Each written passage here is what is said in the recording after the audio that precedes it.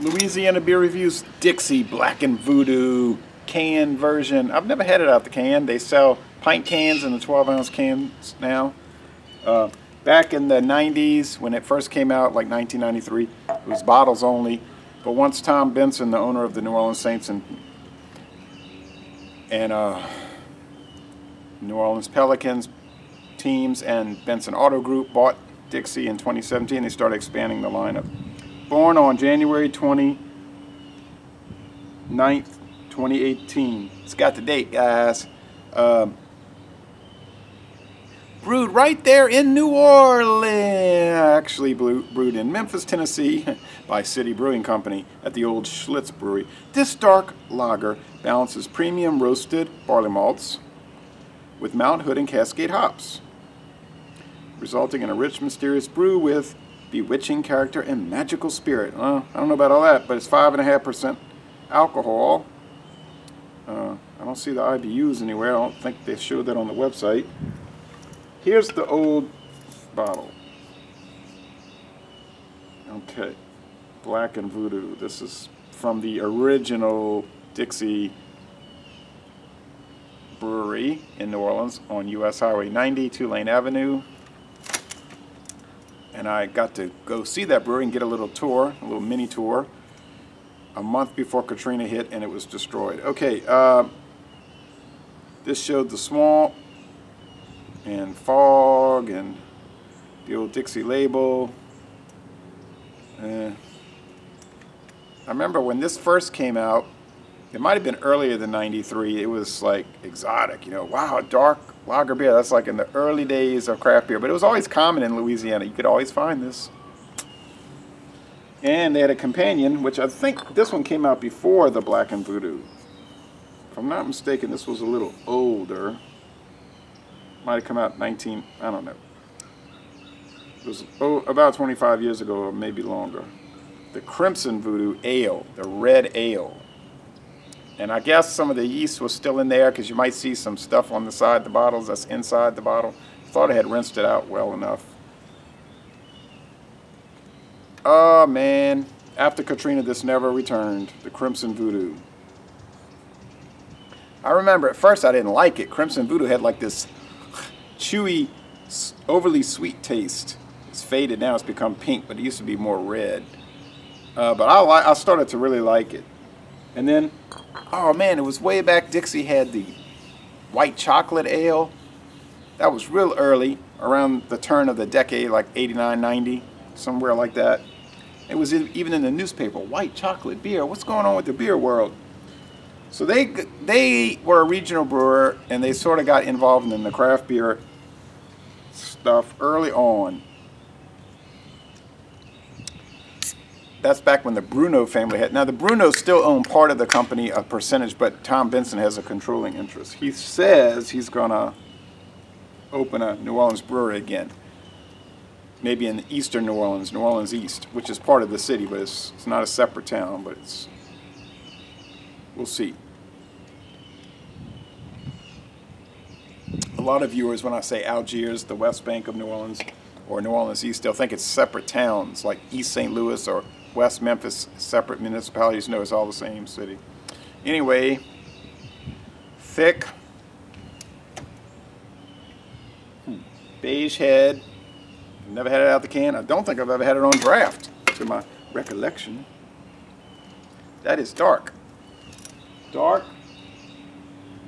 brown, just brown. Now, if the sun hits it right, it might get some ruby. You might pick up some ruby aspects, but it's just dark, deep brown. Okay. Like Crimson Voodoo's always been.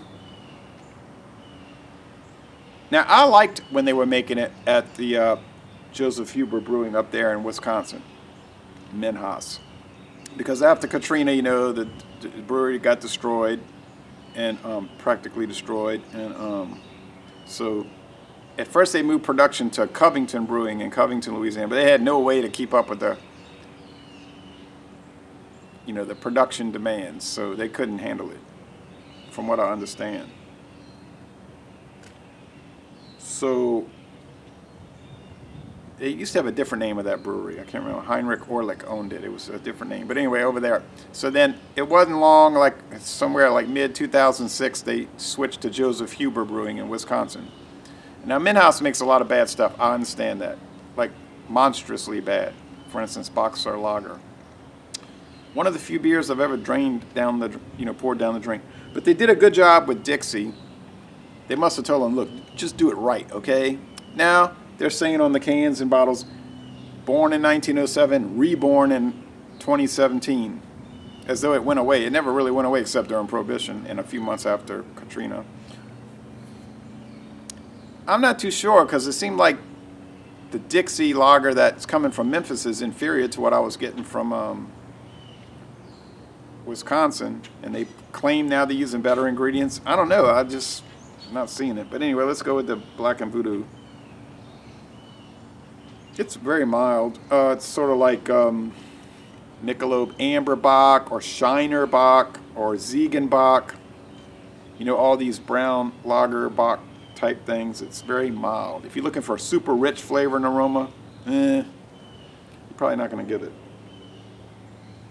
But it's there. It's sweetness, caramel syrupiness a little bit.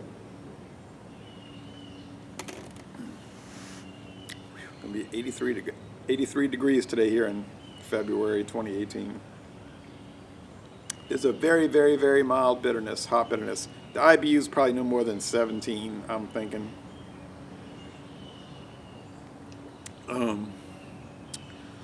Light to medium body, crisp finish, mostly dry finish, easy going. A little nuttiness, bread crust, sweet brown bread, or yeah, something like that. Tastes like there could be a little rice in there.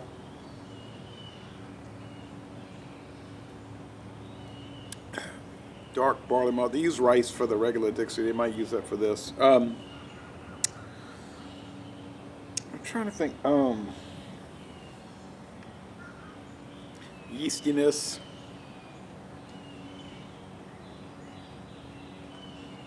I was trying to think of some other brown beers that would be comparable. Oh yeah, like Kostritzer Stark beer, the Schwartz beer. I mean, yeah, but that's much milder. It's only like 4% alcohol. This is 5.5. This is a true Bock, a Bock beer that's actually a Bock beer. Okay, so I'll give it a solid A. Now you might say, do you like rice? Do you really like rice lagers? Yeah, I pretty much do when they're done right. Orion, the Asahi, Budweiser, the Louisiana Raging Cajuns rice beer. Those are all really good to me. Here's the bottle of Blackened Voodoo, the new bottle, see, so, excuse me, bottle, can. I know it's sold on draft and in kegs. Matter of fact, I think I saw somebody ordering a keg. We've been getting this, like I said, we've been getting this for 25 years. It's been common here in Louisiana. Maybe unheard of in your area. So, anyway, Laissez les Bon Temps Roulé, a solid, most excellent beer. I hope you can get it. They've been selling Dixie, like Rouse's had the tall cans, the pint cans, 6-packs of the Dixie and Dixie Light for $6.99. No. Yeah, $6.99. Somebody had them for $5.99, but $6.99. The Blackened Voodoo is usually $1 more. They said they got more stuff coming, so I do miss the Jazz Amber. Now they used to make Dixie. They made Dixie Light back in the 70s and 80s. It's just a regular light beer. Then they came out with the Jazz Amber Light. It's an kind of like Michelob Amber, Michelob Ultra Amber. But that one has more body than the Michelob Ultra. It was Amber light beer, Jazz Amber. But when Tom Benson bought it, he wanted to bring back the original Dixie Light. It's kind of ordinary light beer, but it's selling like hotcakes around here. So hey, y'all come on down to southeastern Louisiana.